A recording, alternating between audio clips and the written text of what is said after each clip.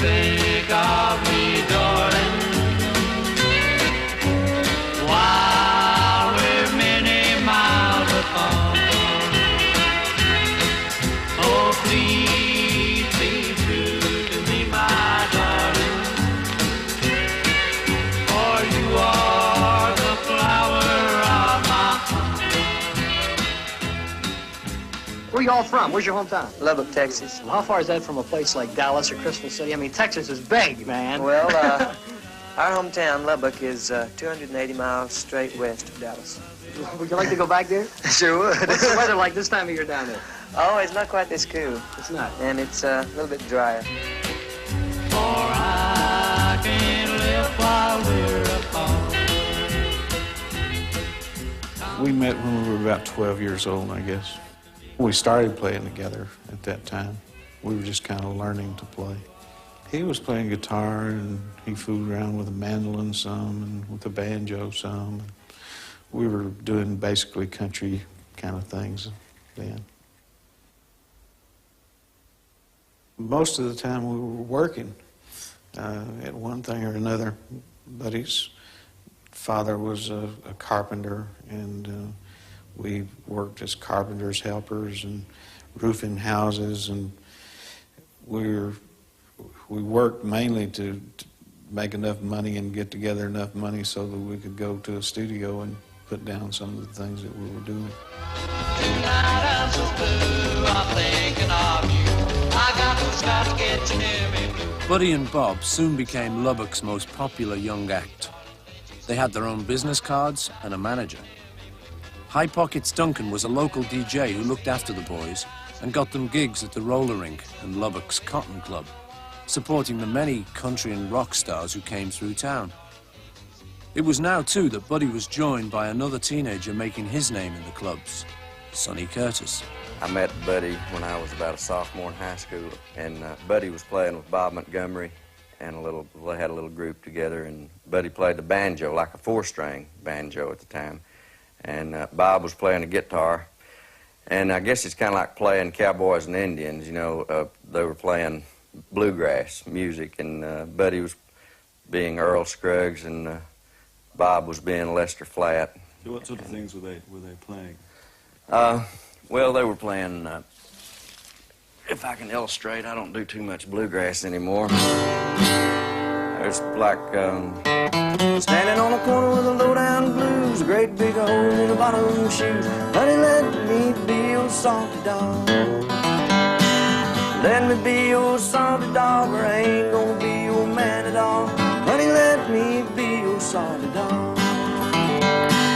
Look here, woman, I know you. Run down the stocking and a worn-out shoe. Honey, let me be your salty dog. Let me be your salty dog, or I ain't gonna be your man at all. Honey, let me be your salty dog. The summer we got out of school, we started really working around playing nightclubs, and as I said before, we played car lots and grocery store parking lots, and they'd have remote broadcasts from a radio station. They'd send a crew out, and we'd be on the air, you know, and man, we'd draw a big crowd. After we started picking, people hear us on the radio, and they'd drive over. And we played in nightclubs when we were real young. It was really against the law, but for some reason or other, we got away with it. Actually, I just played Strangers on and asked him to Performance champion for 1958. Let's bring the crickets on, the fellows who work with you. Okie dokie. Well, the first one here is Jerry Allison. Jerry, nice to see you. And he's the drummer for the Crickets.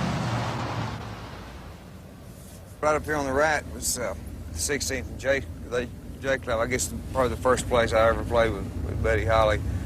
It's a vacant lot now. That's probably an improvement from the 16th and J Club, but it was a real joint. We played there. I played with Cal Wayne, the Riverside Ranch hands at the time when Buddy used to come and sit in with us and play like 40 Cups of Coffee and Bill Haley tunes. This is Lubbock High up here on the left. And Buddy graduated from there in 1955, and I graduated in 1956. But look, it's even ivy covered now, part of it.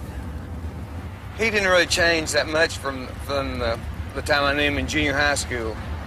And we wore real, more inconspicuous type glasses, like with the wire rims, as opposed to, you know, like saying, okay, I wear glasses and here they are. And I think when he finally decided he looked good with glasses on, it was but he always looked pretty well the same. Always had curly hair and always real neat dresser. Like he, I always liked his Levi's creased real nice and, you know, iron starched shirts. And it was just a neat. So he was a perfectionist, as evidenced by the tooling on his leather guitar case. And other hobbies, I think he liked drafting, architectural drafting, and he worked a while during his high school days at one steel plant out here. Actually, at one time, I think he was going to make that his career, but music took priority over that, so that dropped to the wayside. I'd say when he was 16 or 17, he got real interested in it, and he didn't dream that he could make his living at it that early, but he would like to. That was by far the overweighing desire of his life for music, and we thought he was good, and after he did get good, we really thought he was good, but we didn't think that there'd ever be a chance that he'd ever make it, you know. Not from here. Well, my old car's rolling down the line. Thoughts of my baby running through my mind. She's waiting for me. You gotta be on time. I gotta roll, roll, roll, roll, roll, roll. I gotta roll, roll, roll, roll, roll, roll. Well, the white moth's flying on the road below. Man, I'm ready to line low. My baby's waiting. I can't go slow. I gotta roll, roll, roll, roll, roll, roll. I gotta roll, roll, roll, roll, roll. I guess I got to know him the best was the summer before we went into high school, although I'd been, you know, with him in school all the way through. And Buddy used to come to my house a lot. They'd drive by in the afternoon or something, and my dad had built a ping pong table we had out in the backyard, and so we used to play ping pong a lot, and then we'd go get a Coke. A term that we used back in the 50s of going steady, and that meant that you just went with one person and that you had their ring. And Buddy and I went very steadily together. You know, we had dates every week. There was one point in time where I did take his ring and we went steady just for a short time, but I wasn't real comfortable with that. We sort of hung out around radio stations that was sort of seemed like some place to get a break. Yeah, that's KRLB now. It used to be KDAV, where we used to come out and do the Sunday party.